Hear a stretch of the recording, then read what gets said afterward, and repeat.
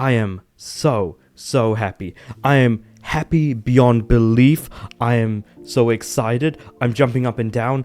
I just cannot begin to explain just how much I am looking forward to Tony Hawk's Pro Skater 3+4. Now, it's worth keeping in mind that we did actually have a Pro Skater website and a bit of a tease in Black Ops 6 in a multiplayer map that was featured around a skateboard park called The Grind, and there was a very specific message that was added in there, what looks like the Tony Hawk's logo, except that it had a date on it. That date was March 4th, 2025 if you're American, but if you're a normal person from the rest of the world, the 4th of March 2025.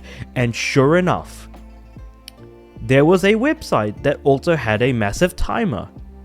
And if you went to that website and you saw that the timer ticked down, you would have then seen or been introduced to the Tony Hawk's Pro Skater 3+4 website. And I am happy. I'm very happy about this. And this largely stems from the fact that Tony Hawk Pro Skater 3+4 I thought was taken away from us because the developers of 1.2 didn't actually like Vicarious Visions. They were taken away from Tony Hawk, and I can't remember if they were shut down or not, but let's just put it this way. Rumors of 3+4 were happening, but then they just stopped. And then we started hearing news, tidbits from skateboarders, from Tony Hawk himself to some extent. We were hearing small bits and pieces of Tony Hawk coming back. Then we get this tease from Black Ops 6, and then we get this website, and then it ticks down, and then we get the announcement.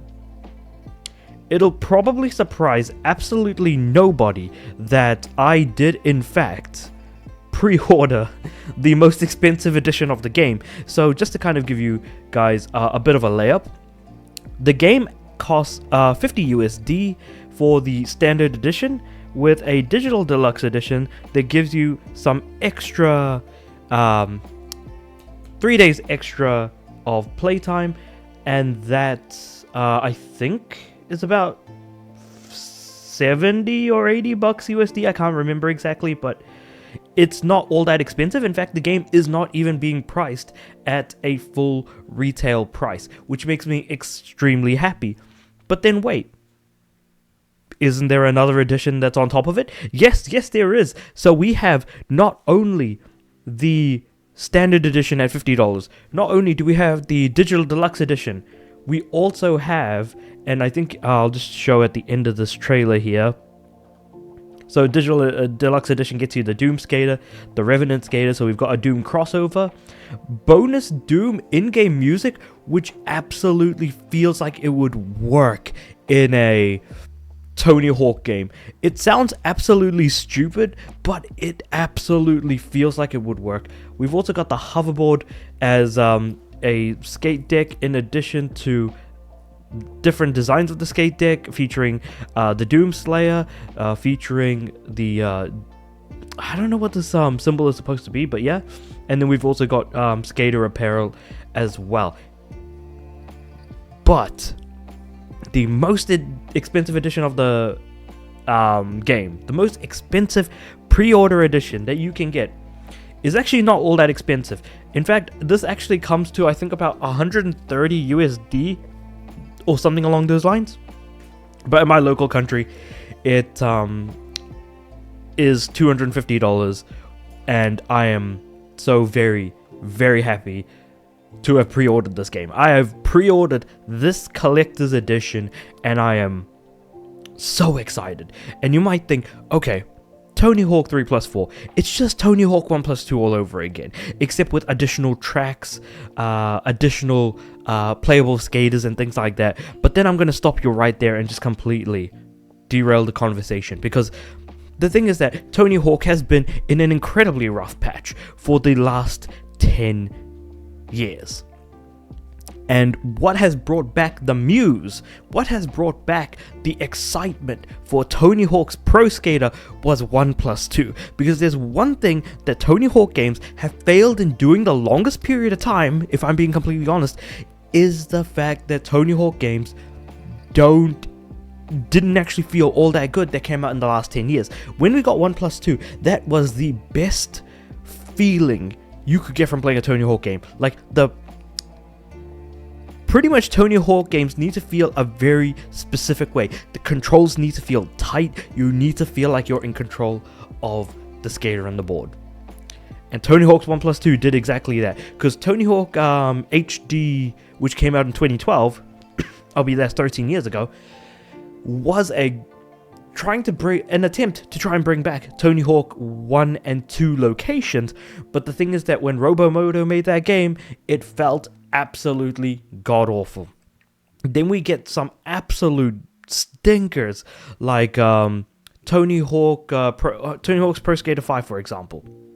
There was no need for any of that. And then we got some mixed sort of bits and pieces. So we got, Tony Hawk's Project 8. I think Proving Grounds, I think, is a good game, albeit that I feel like not enough people give it enough credit, just because it was released in a weird state. And most people, if you talk to them, are either going to say Tony Hawk's Pro Skater or Tony Hawk Underground, aka Thug. So Thips or Thug. Those are the ways that people win for the most part. There might be some downhill jam fans. There might be some downhill jam fans in there somewhere. But for sure, it's just an absolute impeccable, fun-ass time. I feel like I cannot say that enough. But yeah, with all that being said, it was also really weird to then get stuff like Ride and Shred with the skateboard mechanic. I guess weird skateboard thing that doesn't actually have wheels on it that you're supposed to use as part of the game. I'm actually looking for a copy of that game. Hopefully I can find one with the skateboard so I can actually play with it for a bit, because I'm actually curious as to how it feels. I know I played it at a mate's house, Shred specifically, but I would like to go back and play Ride and Shred a little bit more, just to get my thoughts out on this Tony Hawk high that I am on right now, because I have pre-ordered the collector's edition, and already you can tell I am a bad judge when it comes to using my money for the most part. I have so many collectibles. People around me are going to say, wow, this guy is absolutely insane, but god damn it, did I really, really want to get this. I missed out on the Tony Hawk 1+2 skateboard. I'm not missing out on the 3+4 skateboard. But if that wasn't already enough, I thought, okay, I'm pretty sure Tony Hawk's Pro Skater did really, really well on Metacritic, right? I think it was Tony Hawk 1+2 Metacritic, and then I realized that it only did an 89 on Metacritic, which is exceptionally high, don't get me wrong, because again, this game absolutely deserves the praise that it gets. I feel like there was some room for improvement, especially when it comes to grinding to level 100, which didn't need to be as time consuming as it was, but hey, we got to play more Tony Hawk. So at the end of the day, as long as you're playing for the fun of it, doing all the collectibles, reaching Skater Heaven, you are doing exactly what you need to when you're playing a Tony Hawk game. And then I realized, I'm pretty sure this is one of the highest rated Tony Hawk games, and then I realized Tony Hawk games are so damn good from the very beginning of the franchise's release that I didn't realize most of the games actually fell over 90 on Metacritic. For example, Tony Hawk's Pro Skater. This game is straight up unplayable now because, back in the day, PS1 games, it just doesn't hold up as well as you think it would, but Neversoft did an exceptional way with this game, sitting at 92 on Metacritic. Tony Hawk's Pro Skater 2, ideally, this is where people kind of started coming in on Tony Hawk, and I think, what's the PS1 on this one? Yeah, PS1 was sitting at a 98. I don't know why I'm using the PC version. But yeah, Tony Hawk's 1+2, of course, we looked at that. Tony Hawk's Pro Skater 3 sitting at a 97, and Tony Hawk's Pro Skater 4 sitting at a 94. And I thought, why not look up Thug as well? And Thug, Tony Hawk's Underground, got a 90 on Metacritic. So there is a good reason to be excited, especially when you grew up in this era of skateboarding games in the 90s. It's just, oh my god, there's so much to talk about. There's so much to be happy about. And I swear that, like, if you did not grow up in this era of games and you're interested, absolutely give 1 and 2 a shot. Because you have nothing to lose. The game is a lot cheaper now, and I'm sure it's been on multiple discounts. I cannot recommend this game enough. And if you have no interest in skateboarding games, then you do you.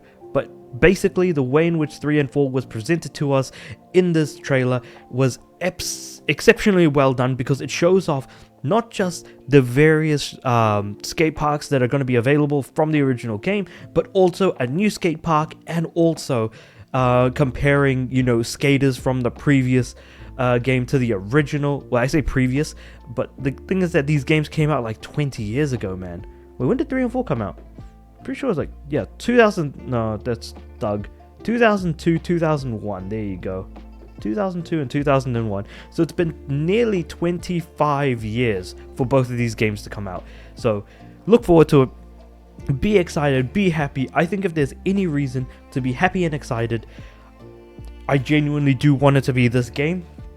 And I mean, sometimes I do want to make some positive content of stuff that I'm extremely excited about, and not just talk about dreary news and negative aspects to the gaming industry, because you can tell that there's a lot of it. And of course, I'm pretty sure I mentioned the 3-day early access, but whatever. Anyway, get excited, get hyped.